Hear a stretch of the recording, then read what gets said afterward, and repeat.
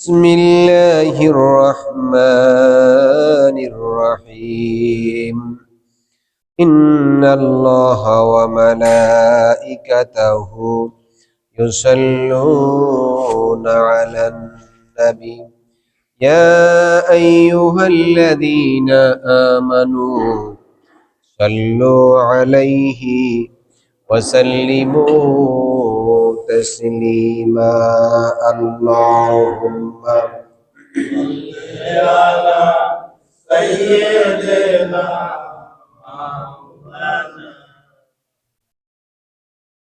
وعلى آل سيدنا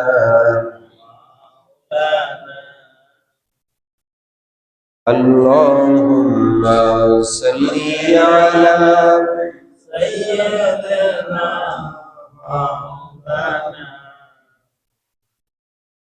وعلى آل سيدنا بلغ العلا بكماله كشف الدجى بجماله حسنت جميع خصاله صلوا عليه وآله সকলে আল্লাহ তাআলার দরবারে শুকরিয়া আদায় করি, সকলে পড়ি আলহামদুলিল্লাহ। আলহামদুলিল্লাহ। সূরাতুল বাকারা 58 নম্বর আয়াত থেকে আজকে চলবে ইনশাআল্লাহ। আল্লাহ পাক বলছেন, আউযু বিল্লাহি মিনাশ শাইতানির রাজীম, বিসমিল্লাহির রহমানির রহিম, وإذ قلنا ادخلوا هذه القرية فكلوا منها حيث شئتم رغدا وادخلوا الباب سجدا وقولوا حتة نغفر لكم خطاياكم وسنزيد المحسنين। সেই লোকগুলি মুসা আলাইহিস সালামের উম্মত যারা, তাদের উপরে আল্লাহর পক্ষ থেকে খাবার সহ অসংখ্য নিয়ামত তাদের উপরে আল্লাহ তাআলা মুজিজা হিসেবে দান করেছেন। একটা পর্যায়ে এসে তারা আল্লাহর এই আদেশ প্রাপ্ত হয়েছিল যে তোমাদেরকে একটি জনপদে প্রবেশ করতে হবে এবং সেখানে থাকবে, নিজেদের খেয়াল খুশি এবং প্রয়োজন অনুযায়ী ইচ্ছা মতো সেখানে আরামে থাকবে এবং খাবে। শর্ত হচ্ছে সেই গ্রামে সেই জনপদে প্রবেশের সময় বলতে হবে ওয়াকুলু হিত্তাতুন নাগফির লাকুম। এর আগে যত ভুল আমরা করেছি এখন সমস্ত ভুল থেকে আমরা মাপ চাই। আল্লাহ পাক বলেন নাগফির লাকুম খাতায়াকুম, তাহলে আমি তোমাদের সমস্ত ভুলগুলি অপরাধগুলি মাফ করে দেব। তাদেরকে যখন বলা হয়েছিল হিত্তাতুন নাগফির লাকুম, হিত্তাতুন মানে মাফ চাই, আমরা ক্ষমা চাই, এরা এই শব্দটাকে বিকৃত করে তারা বলেছে হিনতাতুন, আমরা গম চাই।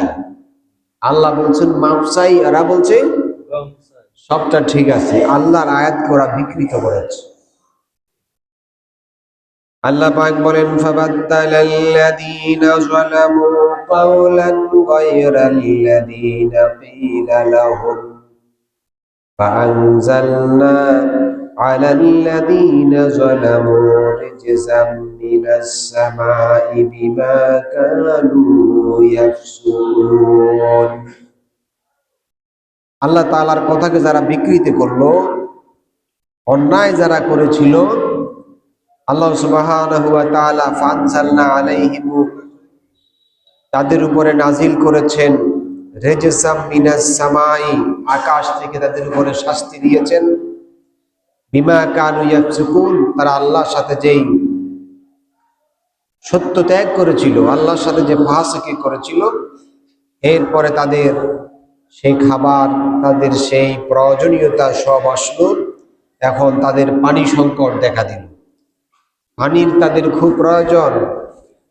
এবার মুসা আলাইহিস সালামের কাছে তারা আবার আসলো যে আমাদের তো পানির প্রয়োজন, পানি নেই, পানির ব্যবস্থা করেন। মুসা আলাইহিস সালাম আল্লাহর কাছে আবেদন করলেন, দোয়া করলেন। রব্বুল আলামিন বলেন, وَإِذِ اسْتَسْقَى مُوسَى لِقَوْمِهِ قُلْنَا اضْرِب بِّعَصَاكَ الْحَجَرَ فَانفَجَرَتْ مِنْهُ اثْنَتَا عَشْرَةَ عَيْنًا। তারা যখন মুসা আলাইহিস সালামের কাছে আরজি পেশ করলো, আমাদের জন্য পানির ব্যবস্থা করেন, পানি লাগবে, আল্লাহ তাআলা তার জবাবে মুসা আলাইহিস সালামকে বললেন, আপনার হাতে যে লাঠি আছে তা দিয়ে পাথরে আঘাত করুন। ফানফাজারাত মিনহু ইসনাতা আশারা আইনান, সেখানে 12টা স্বচ্ছ সুমিষ্ট পানির ঝর্ণা প্রবাহিত হয়ে গেল, শুরু হয়ে গেল। কাদ আলিমা কুল্লু উনাসিম মাশরাবাহু, সেই গোত্র ছিল 12টি শাখা, যারা পান করবে কোন গোত্র কোন ঝর্ণা থেকে সেটা ওদেরকে জানিয়ে দেওয়া হবে। মির রিজকিল্লাহ, এটি হচ্ছে আল্লাহর রিজিক হিসাবে। এখানে দুইটা কথা, একটা হলো তাদের প্রয়োজনীয়তা পূরণে আল্লাহ তাআলার কাছে মুসা আলাইহিস সালাম যে আবেদন করেছেন, সাধারণ স্বাভাবিক প্রক্রিয়ায় তাদের উপরে পানি দেওয়া হয় নাই, পানি দেওয়া হয়েছে এমন প্রক্রিয়ায় যা ছিল অস্বাভাবিক। আপনি আমি হাজারো যদি পাথরের থেকে পানি বাহির করার চেষ্টা করেন, সম্ভব হবে? কিন্তু তিনি পাথরে আঘাত করার পরে একটা দুইটা না 12টা ঝর্ণা তৈরি হয়েছে। এটা হচ্ছে মুজিজা। তিনি যে নবী, আল্লাহর প্রেরিত বার্তাবাহক, এটার আরেকটা প্রমাণ তাদের সামনে আল্লাহ উপস্থাপন করলেন আর বললেন, এটা তোমাদের জন্য রিজিক। ওয়ালা তা'সাউ ফিল আরদি মুফসিদিন, অবাধ্য হইও না, পৃথিবীতে অরাজকতা সৃষ্টি করো না। তারা এরপরে ধৈর্য হারিয়ে ফেলল। এরপর বলছে, وَإِذْ قُلْتُمْ يَا مُوسَى لَن نَّصْبِرَ عَلَىٰ طَعَامٍ وَاحِدٍ, হে মূসা, আকাশ থেকে আল্লাহর নাজিল করা একটা খাবার আর একটা একটা করে ঝর্ণার পানি, এই খাবারের উপরে আমরা থাকতে চাই না। একটা খাবারের উপরে আমরা থাকতে চাই না, আমাদের জন্য আরো বিকল্প প্রয়োজনীয়, আমাদের চাহিদা অনুযায়ী খাবারের ব্যবস্থা করুন।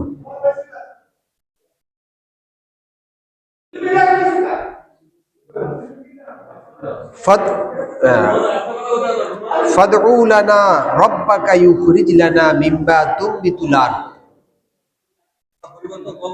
আরদ, আপনি আল্লাহর কাছে আবেদন করেন, তিনি যেন জমিন থেকে উৎপন্ন জীবিকা দিয়ে আমাদের জন্য ব্যবস্থা করেন।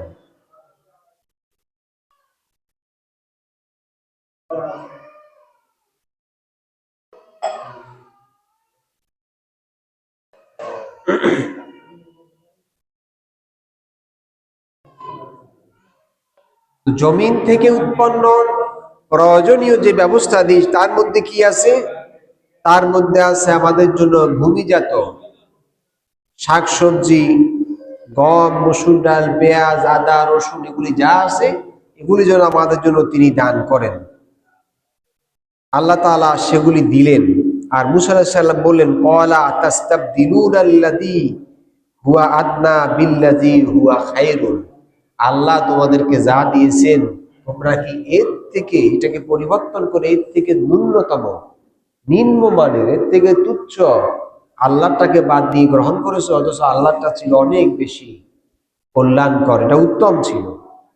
ঠিক আছে, আল্লাহ পাক অর্ডার করলেন, ইহবিতু মিসরান ফা ইন্না লাকুম মা সাআলতুম, তোমরা চলে যাও জনপদে, যেগুলি চেয়েছিলে আদা, রসুন, মরিচ, শাক সবজি আর পেঁয়াজ, রসুন সব কিছুই সেখানে উৎপাদন করতে পারবে। যেই না তারা সেখানে গেল, শুরু করলো, সেই জনপদে জীবন অতিবাহিত করতে শুরু করলো। وَضُرِبَتْ عَلَيْهِمُ الذِّلَّةُ وَالْمَسْكَنَةُ وَبَاءُوا بِغَضَبٍ مِّنَ اللَّهِ ذَلِكَ بِأَنَّهُمْ كَانُوا يَكْفُرُونَ بِآيَاتِ اللَّهِ, তাদের উপর আসলো লাঞ্ছনা, জিল্লতি এবং দারিদ্রতা।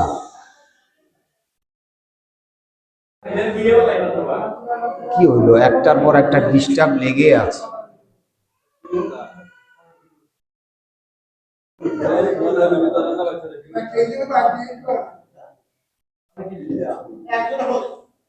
সবাই কথা বলিয়েন না, সবাই কথা বলিয়েন না। আস্তাগফিরুল্লাহ রাব্বি মিন কুল্লি যামবিন ওয়া আতুবু ইলাইহি লা হাওলা ওয়া লা কুওয়াতা ইল্লা বিল্লাহ। কোরআন শরীফ গতানুগতিক খুতবার পরিবর্তে সরাসরি কোরআন থেকেই খুতবাটা সিলেকশন করেছি। মনোযোগ দিয়ে যদি না শুনেন লাভ হবে না, কথা বুঝছেন? আর লাভ যে হবে না, কত বড় ক্ষতি হবে তা কল্পনাও করতে পারবেন না। ওয়াইদা কুরিয়াল কুরআনু ফাসতামিউ ওয়া আনসিতু লাআল্লাকুম তুরহামুন। কোরআন দিয়ে যদি আল্লাহর করুণা পেতে হয়, এটা যখন পড়া হয় তখন 1 নম্বর কাজ হচ্ছে মনোযোগ দিয়ে শুনতে হবে। 2 নম্বর কাজ হচ্ছে একদম বিন পতন নীরবতা, সম্পূর্ণ নীরব, চুপ থাকতে হবে। আমরা কথা বলবো না, যেটা ডিস্টার্ব হয়েছে আল্লাহ যেন মাফ করে দেন। ধৈর্য থাকা উচিত সবার। সফলতার 4টা মৌলিক শর্তের ভিতরে একটা হচ্ছে কি? ধৈর্য। এটা হচ্ছে আল্লাহর রহমত। যার কাছে ধৈর্য নাই তার কাছে আল্লাহর রহমত।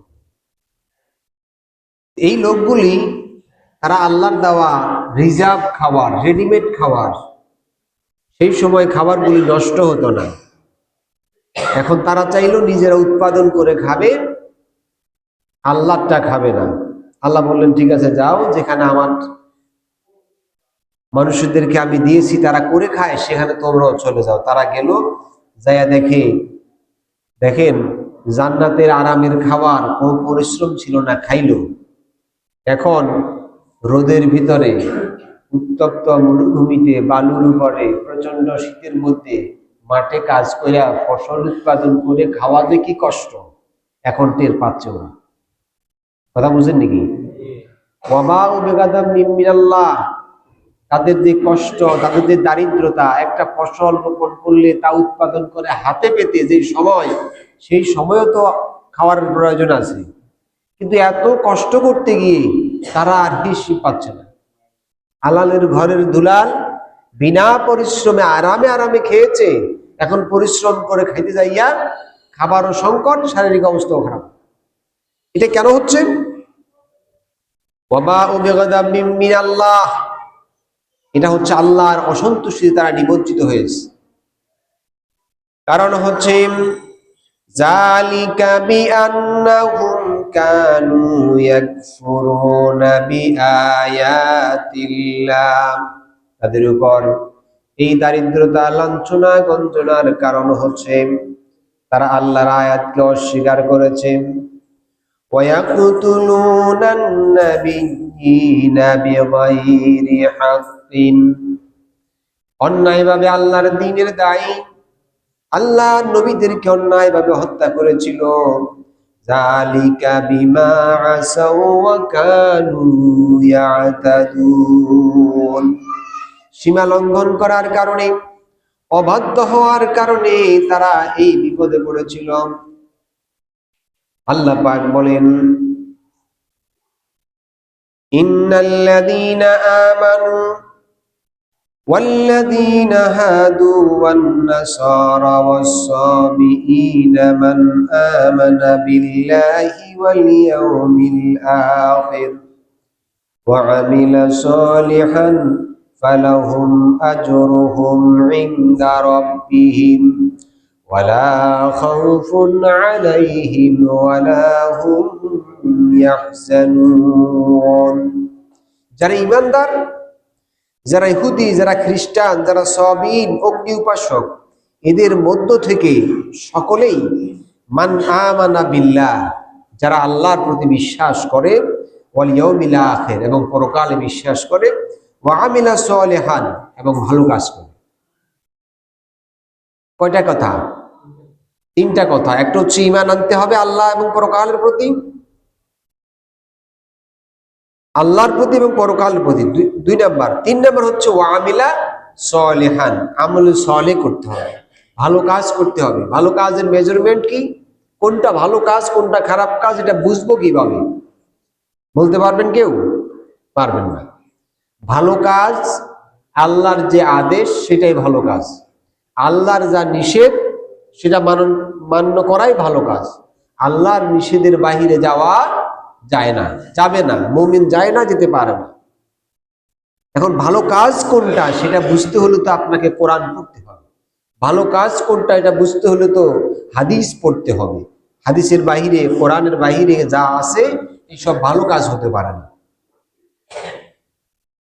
যারা ঈমান আনার পর আল্লাহ এবং পরকালকে বিশ্বাসের পর ভালো কাজ করে, আল্লাহর পক্ষ থেকে তাদের জন্য রয়েছে তার বিনিময়, এবং তাদের জন্য ওয়ালা খাউফুন আলাইহিম ওয়ালা হুম ইয়াহজানুন, তাদের কোনো ভয় থাকবে না, চিন্তাও থাকবে না।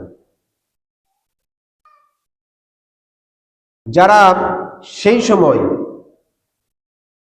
মুসা আলাইহিস সালামের এই দাওয়াতকে মানে নাই, তারা অবাধ্য হয়েছিল, শাস্তি হিসেবে আল্লাহ তাআলা তাদেরকে যা করলেন কোরআন বলছে, وَإِذَا أَخَذْنَا مِيثَاقَكُمْ وَرَفَعْنَا فَوْقَكُمُ الطُّورَ خُذُوا مَا آتَيْنَاكُمْ بِقُوَّةٍ وَاذْكُرُوا مَا فِيهِ لَعَلَّكُمْ تَتَّقُونَ। আল্লাহর আয়াতকে যখন অস্বীকার করলো, একের পর এক সমস্ত নিদর্শনকে তারা অমান্য করলো, তখন তুর পাহাড়কে তাদের মাথার উপরে তুলে ধরা হয়েছে। তোমাদের অবাধ্যতার কারণে, তোমাদের বদমাশির কারণে আল্লাহর আযাব এখনই তোমাদের উপরে নাজিল হবে, তুর পাহাড় তাদের উপরে চাপিয়ে দেওয়া হবে।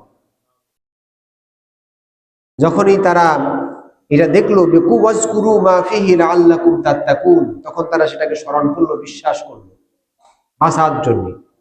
আমাদের মতো আর কি, অনেকটা বিপদে পড়লে কারে ডাকি, আর বিপদ চলে গেলে আল্লাহরও ভুলে যাই।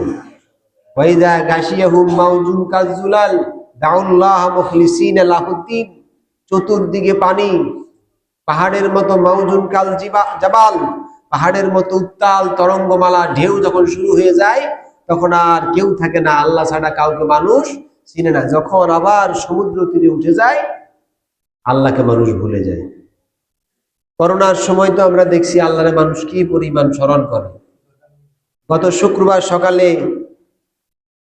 একটু নাড়ানি দিয়েছিল, তারপর দেখা গেছে মানুষ কতটা শক্তিশালী, কতটা পাওয়ারফুল মানুষ, ক্ষমতার উৎস, নিজের বাড়িঘর থুইয়া সমানে দৌড়ায়, ক্ষমতার উৎস, জনগণ ক্ষমতার উৎস। আল্লাহ সুবহানাহু ওয়া তাআলা বিপদে পড়লেই, যখন তুর পাহাড় ধরা হচ্ছিল আমাদের মাথার উপরে, তখন তারা বলছে আমরা মানি। যখন আল্লাহ তাআলা তার থেকে বাঁচাই দিলেন, আবার আল্লাহকে ভুলে গেছে। কি ভুলে গেছে? সুম্মা তাওয়াল্লাইতুম মিন বা'দি যালিকা ফালাউলা ফাদলুল্লাহি আলাইকুম ওয়া রাহমাতুহু লাকুনতুম মিনাল খাসিরিন। সুম্মা তাওয়াল্লাইতুম মিন বা'দি যালিকা, এত বড় বিপদ, এর থেকে আল্লাহ বাঁচাই দেওয়ার পরেও এরা আবার ফিরে গেল। যদি আল্লাহর দয়া, আল্লাহর করুণা তাদের উপরে না হতো, তাহলে তারা সেখানে ক্ষতিগ্রস্ত হয়ে যেত। এর অর্থ হচ্ছে, তারা যে বলছে যে আমরা মানলাম, তুর পাহাড় মাথার উপরে চেপে পড়লে তো শেষ থাকবে কিছু, তারা বললো আমরা মানলাম, তারা যে আসলেই এটা মুখে বলেছে, অন্তরে বিশ্বাস করে না, এটা আল্লাহ জানেন কি জানেন না? জানেন। আল্লাহ তাআলা বলছেন আমার দয়া যদি না থাকতো তোমরা কেন স্বীকার করেছো, আর পরে যে অস্বীকার করবা সেটাও আমি জানি। দয়ার কারণে সেই সময় তোমাদেরকে আমি রক্ষা করেছিলাম। আল্লাহ পাক আরো বলেন, ওয়ালাকাদ আলিমতুমুল্লাযীনা আতাদাউ মিনকুম ফিস সাবতি ফাকুলনা লাহুম কুনু কিরাদাতান খাসিঈন।